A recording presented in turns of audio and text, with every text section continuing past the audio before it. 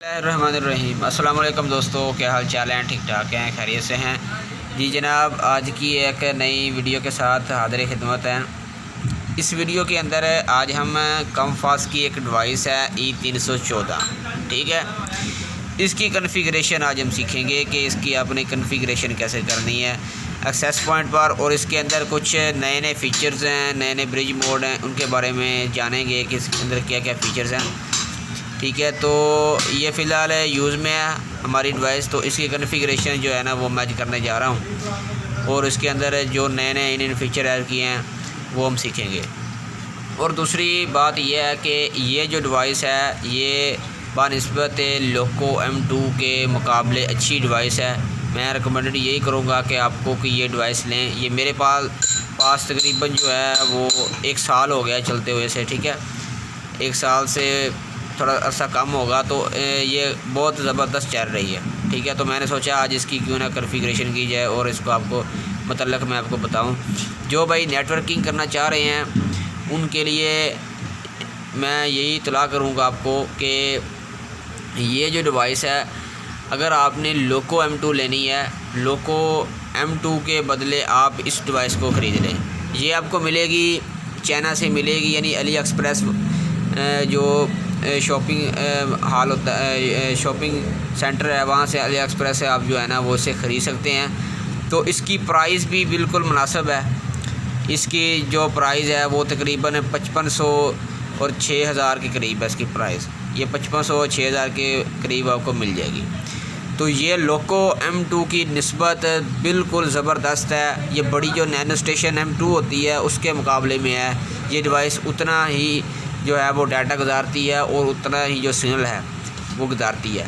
इसका स्पेसिफिकेशन की अगर मैं बात करूं तो स्पेसिफिकेशन के अंदर इस डिवाइस का जो अल्टीना गेन है वो तकरीबन 14 dBi है। हालांकि जो UBNT की डिवाइस होती हैं उनके अंदर 12 dBi नैनो स्टेशन का या थोड़ा सा 13 dBi का होता है, लेकिन इसका जो अल्टीना गेन है ये उससे ज़्यादा है। उसके बाद ये जो है इसका PO अडाप्टर होता है 48 वोल्ट और 0.32 एम्पेयर, ठीक है। यानी कि 1 एम्पेयर से कम जो है करंट कंज्यूम करती है। इसका IP एड्रेस जो है वो 10.1 की सीरीज़ के अंदर है, जैसा कि ये पिक्सल का राउटर होता है उसका भी 10.1 की सीरीज़ के अंदर होता है। तो इसका मॉडल जो है ये देख लें, मॉडल CF E314N, ठीक है। मैं आपको भाईजान रिकमेंडेड यही करूँगा कि लोको M2 की बनिस्बत आप ये डिवाइस ख़रीद लें। एक बार ख़रीद कर चेक करें, ना ये इंटरफेरेंस इतना करती है और डाटा रेट इसका 300 Mbps का होता है, ठीक है। तो ये लोको M2 की निस्बत जो है वो ज़बरदस्त किस्म की डिवाइस है।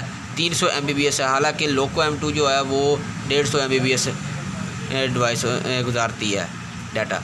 तो ये जो डिवाइस है ये आप ख़रीदें, ठीक है। एक बार ख़रीद कर देख लें। इसके अंदर आप जब किसी को PPO का कनेक्शन देंगे तो ये कभी भी डिसकनेक्टिविटी नहीं होगी इसके अंदर। दूसरी बात यह है कि इसके अंदर ट्रांसमिटेड CCQ लेवल का कोई चक्कर नहीं होता। ये आपका जो कि यूज़र का जो नेट है वो डिसकनेक्ट नहीं करती, ठीक है दोस्तों। तो मैं जो है वो आपको इसकी कन्फिगरेशन अब करके देता हूँ।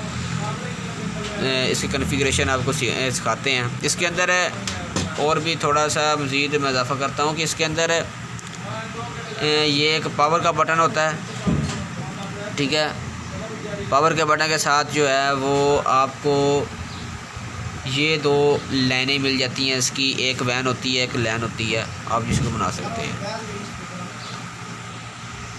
जी। और यहाँ पर जो है वो लाइट्स इसकी होती हैं ओपन। तो मैं रिकमेंडेड आप सब भाई को यही करूँगा कि जिस भाई ने 360 डिग्री मुकम्मल करना है वो इस डिवाइस को ख़रीद ले। इस जैसी 3 डिवाइस को ख़रीद ले।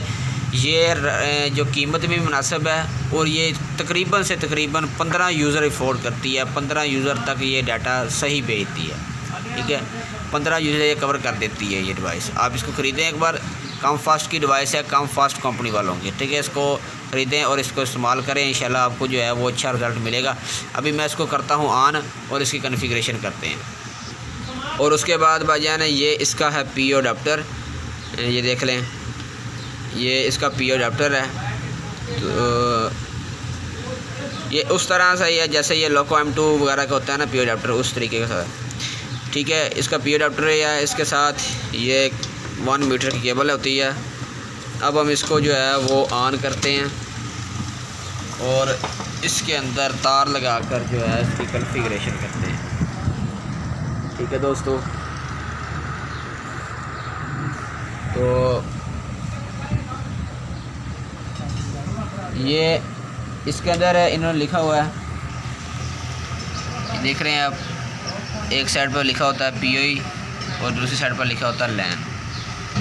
तो इसकी आप LAN के अंदर तार लगा लें और सॉरी POE के अंदर तार लगा लें।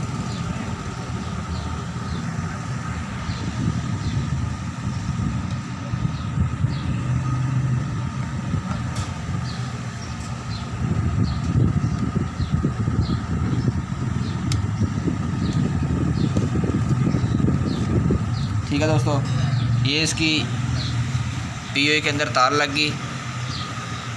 अब जो है इस डिवाइस की आप वैन या LAN के अंदर लगा लें तार।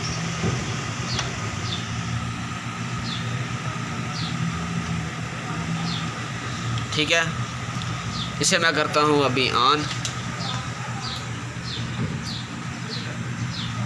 तो ये हमारी डिवाइस मेरे ख्याल से ऑन हो चुकी है। तो इसकी जो है ना वो अभी मैं कॉन्फ़िगरेशन करता हूँ। जी तो दोस्तों, अब आपने क्या करना है, अपनी जो है डिवाइस उसके अंदर तारें लगा लेनी है। उसके अंदर उसके POE के अंदर LAN पोर्ट के अंदर आपने तमाम जो तारें हैं वो फिक्स कर लेनी है। उसी तरीके से करें जिस तरीके से आप लाइट बीम की तार लगाते हैं। ठीक है, अब डिवाइस को जो है अगर आपकी रीसेट है तो ठीक है, अगर नहीं है रीसेट तो उसको रीसेट करने के लिए इसके दरमियान में बटन दिया होगा, आप उसको जो है वो दबा कर इसको रीसेट कर सकते हैं। सबसे पहले इसका मैनुअल IP देंगे, हम इसको IP असाइन करेंगे, इसके ज़रिए हम इसका जो है वो पेज ओपन कर पाएंगे। ठीक है, तो आपने जिस तरह मैं क्लिक किया है लोकल इन एरिया कनेक्शन में आना है, उसके बाद इंटरनेट प्रोटोकॉल वर्जन 4 पर क्लिक करना है। Use the following IP address, इस पर क्लिक करना है आपने और यहाँ पर आपने IP इसको देना है, इसका है 10.1। तो आपने इसको IP देना है 10.100 कर दें। ठीक है, यहाँ पर 10.100 करके एक बार नीचे क्लिक करना है, उसके बाद नीचे ओके एंड ओके इस पर क्लिक करना है और फिर आपने जो है वो किसी भी क्रोम ब्राउज़र के अंदर किसी ब्राउज़र खोल लें और यहाँ पर इसका जो है वो IP लिखें .10.1। ठीक है, इसका IP खुल गया। उसके बाद इसका जो है आप पासवर्ड लगाएंगे। इसका जो यूज़र नेम और पासवर्ड होता है वो एडमिन होता है। ठीक है, आप यहाँ पर पासवर्ड ऐड यहाँ पर क्लिक करें, एडमिन जो है वो आपका पासवर्ड ऐड हो गया। ठीक है, अब इसका जनाब डैशबोर्ड खुल गया कम्फास्ट का। तो इसके अंदर आपको क्या क्या मिलता है, सबसे पहले मैं बता देता हूँ। ये ब्रिज है, उसके बाद AP मोड है, इसके बाद राउटर मोड है सादा, इसके बाद रिपीटर है। ठीक है, अब ब्रिज करना है आपने, तो यहाँ पर ब्रिज पर क्लिक करें और आप ब्रिज पर आपको जैसा ही आप पावर बीम लाइट बीम को पॉइंट टू पॉइंट बनाते हैं, इस तरीके से ये भी पॉइंट टू पॉइंट बन जाती है। ठीक है, यहाँ पर एक एक्सेस पॉइंट है और यहाँ पर स्टेशन है। आपको दोनों साइडों पर इस जैसी ही डिवाइस लगानी पड़ेगी, यानी कि एक स्टेशन वाली भी डिवाइस आपके पास होनी चाहिए और एक आपके पास एक्सेस वाली भी होनी चाहिए। ठीक है, उसके बाद इसके अंदर ये एक सादा AP मोड है। ठीक है, उसके बाद ये रिपीटर मोड है जनाब, तो उसके बाद ये राउटर मोड है। ठीक है, राउटर के अंदर आप इसके अंदर क्या क्या कर सकते हैं, PPO का इस्तेमाल भी कर सकते हैं। ठीक है, अगर आपने किसी का PPO का यूज़र नेम पासवर्ड लिया किसी ISP से, तो आप इसके अंदर डायरेक्ट जो है वो PPO लगा सकते हैं। उसके बाद नेटवर्क के अंदर आ जाते हैं। नेटवर्क के अंदर वायरलेस का है, इसकी वैन और LAN का जो IP एड्रेस हैं सिस्टम के अंदर आ जाते हैं। सिस्टम के अंदर आप इसको जो है इसका फर्मवेयर चेंज कर सकते हैं यहाँ पर चूज़ फाइल करके। उसके बाद फैक्ट्री रीसेट कर सकते हैं, इसका लॉग वगैरह चेक कर सकते हैं, ठीक है। यहाँ पर इसका लॉग शो हो रहा है। उसके बाद फायरवॉल के अंदर आप इसके ये तमाम जो है वो फंक्शन चेक कर सकते हैं। मैक फ़िल्टरिंग कर सकते हैं, उसके बाद URL फ़िल्टरिंग कर सकते हैं, यानी किसी वेबसाइट को ऑन करना है बंद करना है वो भी आप कर सकते हैं इसके साथ। उसके बाद यूज़र के अंदर आप चले जाएँ तो यूज़र के अंदर आपको यहाँ पर यूज़र के अंदर आपको सिर्फ यही मिलेगा कि जो आपने मैक फ़िल्टरिंग की होगी वहाँ पर आपको लिस्ट नीचे शो होगी कि भाई अपने कौन से बंदे को मैक फ़िल्टरिंग की है। अब यहाँ पर आपने क्लिक किया WIZR पे, ठीक है। यहाँ पर क्लिक करने के बाद अब हम करने लगे हैं इसकी सेटिंग AP पर। तो एक्सेस पॉइंट पर क्लिक करें। क्लिक करने के बाद आपने जो यहाँ पर IP लगाना है वो लगा लें। अगर आपने पीछे मोडेम लगाई है, फ़र्ज़ किया कि उसका IP एड्रेस 88.2 की सीरीज़ के अंदर है या 1 की सीरीज़ के अंदर है, तो आप इसका पेज खोलने के लिए यहाँ पर 88 मैंने इसका 200 कर देता हूँ, ठीक है। ये मैंने IP क्यों रखा क्योंकि मेरे बैक सर्वर पर ये IP लगा हुआ, तो मैं इसलिए जब इसकी तार जो है वो नेट के अंदर लगाऊंगा, DHCP सर्वर इसके अंदर अनेबल होगा, तो जो इसका इस IP से साथ जो है ना वो इसमें डिवाइस को ओपन करूँगा, ठीक है। नेक्स्ट के बटन पर क्लिक करेंगे।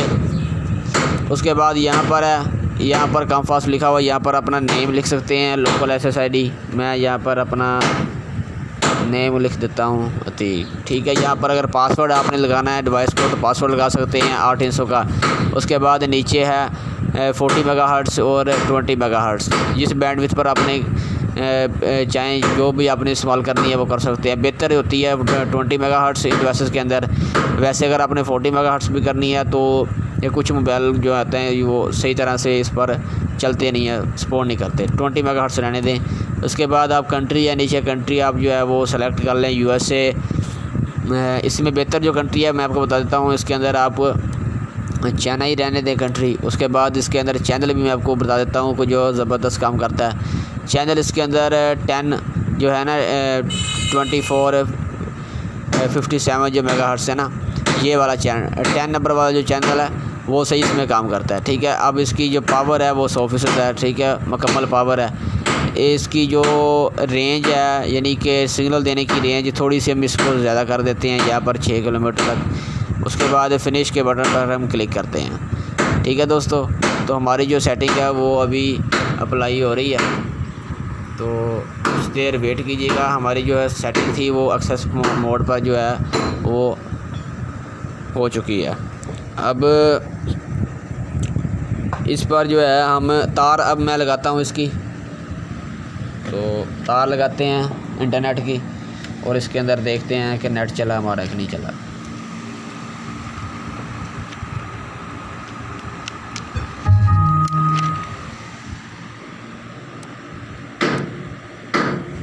ठीक है दोस्तों, तो तार मैंने इसकी लगा दी है इंटरनेट की।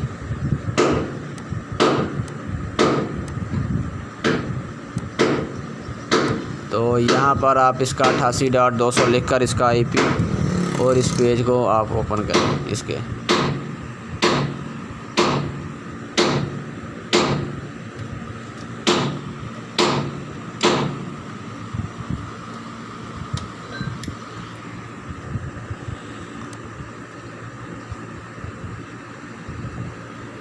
आप इसके अंदर तार लगा लें इंटरनेट की इसके PA के अंदर, और लगाने के बाद जो है आप इसको ऑन करें।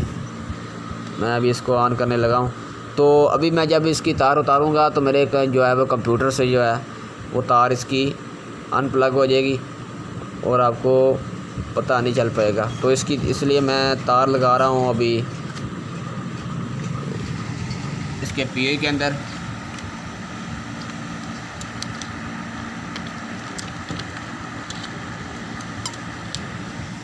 तो ये इसके मैंने PO के अंदर अब मैंने तार लगा ली, कंप्यूटर से मैं जो है वो तार निकाल दी। ये देखें ये आइकॉन आपको शो होगा यहाँ पर। तो आप जो है इसकी मैंने सेटिंग कर दी है AP मोड पर। आप इसको जो है वो चलाएं, मोबाइल पर चेक करें। तो मैं भी जो है वो आपको दिखा देता हूँ यहाँ पर, देखते हैं वहाँ पर।